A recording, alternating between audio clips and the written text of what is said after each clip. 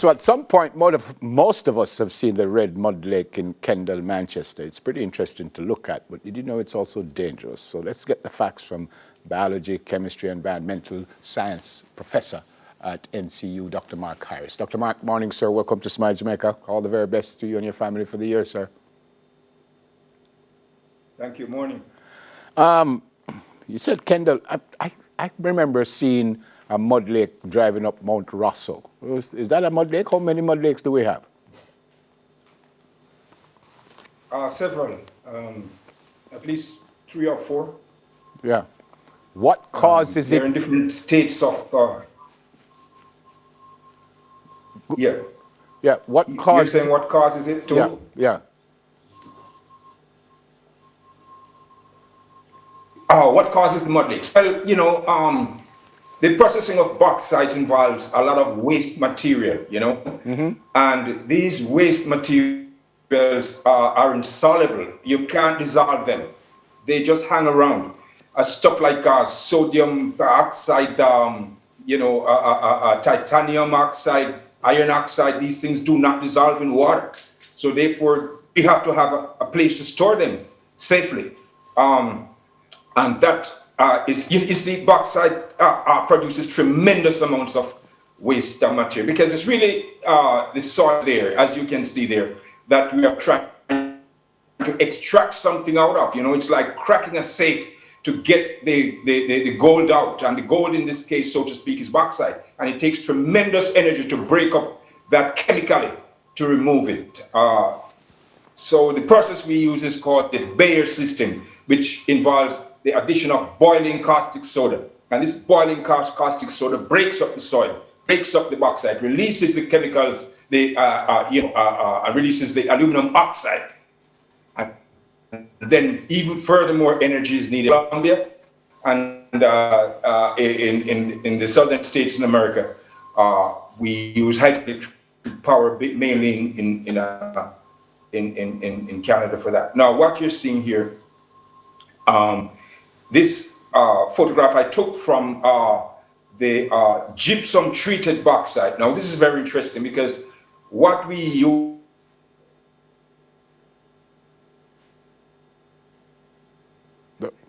All right, so we're having a little issue.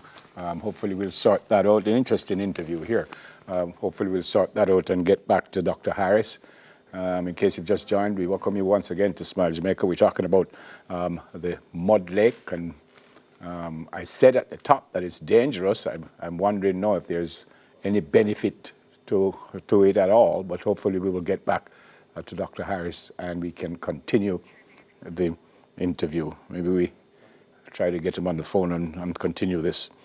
But apparently some people are saying people are walking on the mud lake and stuff like that, and it's not necessarily something good for us.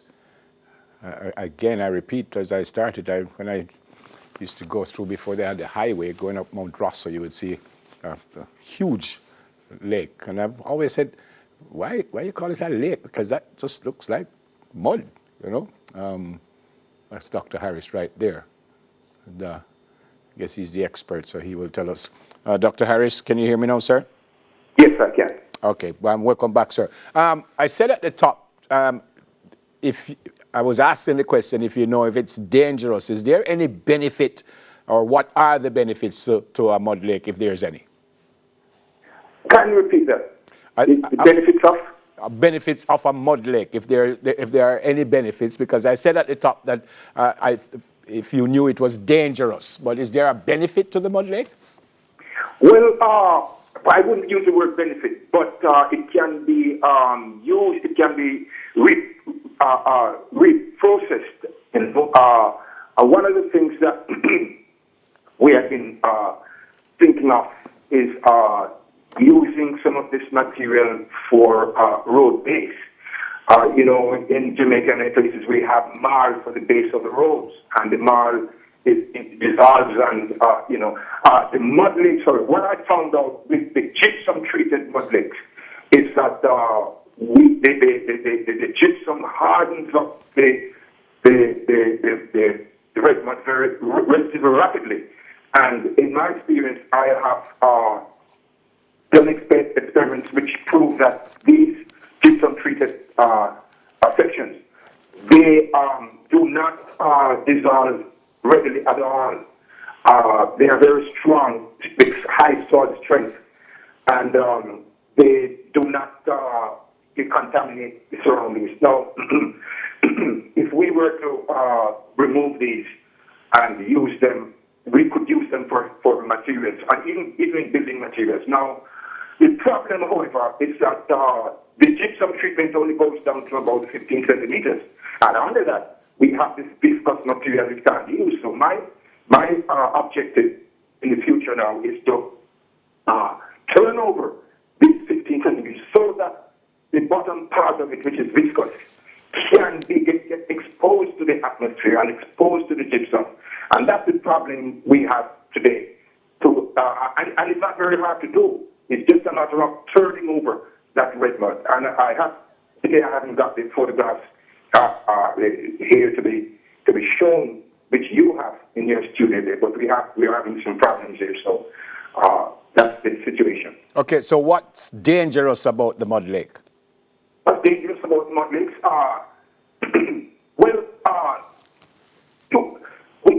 The process we use is called the Bayer system, after the German Bayer. And the other process to get the aluminum is called the sinter method. Now, we're using the Bayer, which involves the caustic soda. Now, what the caustic soda does is to bring sodium into the process. And that sodium can leach out underneath into the groundwater. Now, the problem with that is that if you're using groundwater for potable purposes, you've got that sodium in it, and we know that salt is not very good for high blood pressure. And people who drink that water now, they would have to be sort of careful. Now, other than that, the danger to the water, is not as great as many people think, because aluminum processing, as long as we have the hardening of the system on top, then the leaching of the other materials are not very high compared to other mining processes like copper and so on. We don't have copper mining in Jamaica, which is much more dangerous, the waste materials, compared to bauxite.